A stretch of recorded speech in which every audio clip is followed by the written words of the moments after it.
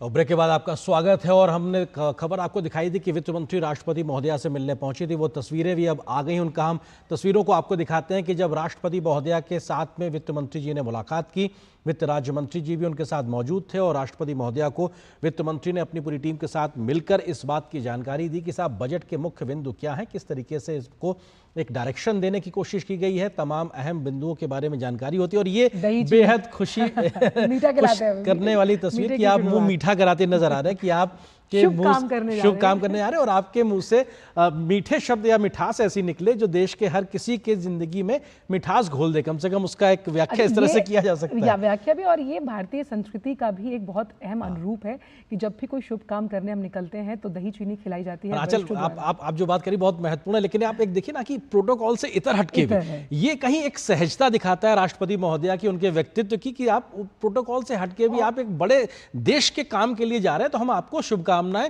हमारी परंपराओं के अनुसार देने के लिए तैयार खड़े हैं। बिल्कुल, और पारदर्शिता है, अकाउंटेबिलिटी की जब हम बात करते हैं, जिस विश्वास बहाली का आप जिक्र कर रहे हैं वो दोनों ओर से नजर आ रहा है।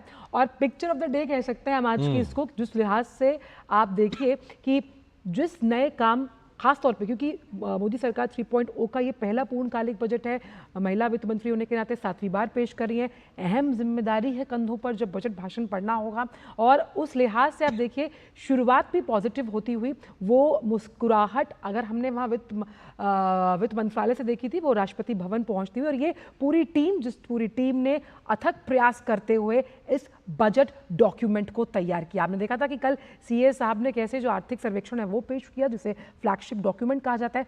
पिछले साल जो हुआ, अब की नीतियों में क्या होने वाला है, वो इस डिजिटल डॉक्यूमेंट में मौजूद है। और उस लिहाज से आज का ये दिन 11 बजने में सिर्फ 1 घंटे से के आसपास का समय बाकी है। और जो हमारी लोकतांत्रिक व्यवस्था है आंचल, उसमें सरकार के मुखिया के तौर पे राष्ट्रपति ही होती हैं। हमने देखा जब कभी संसद का संयुक्त सत्र होता है तो राष्ट्रपति कहते हैं कि मेरी सरकार ने ये किया, और जो मेरी सरकार है उसमें प्रधानमंत्री भी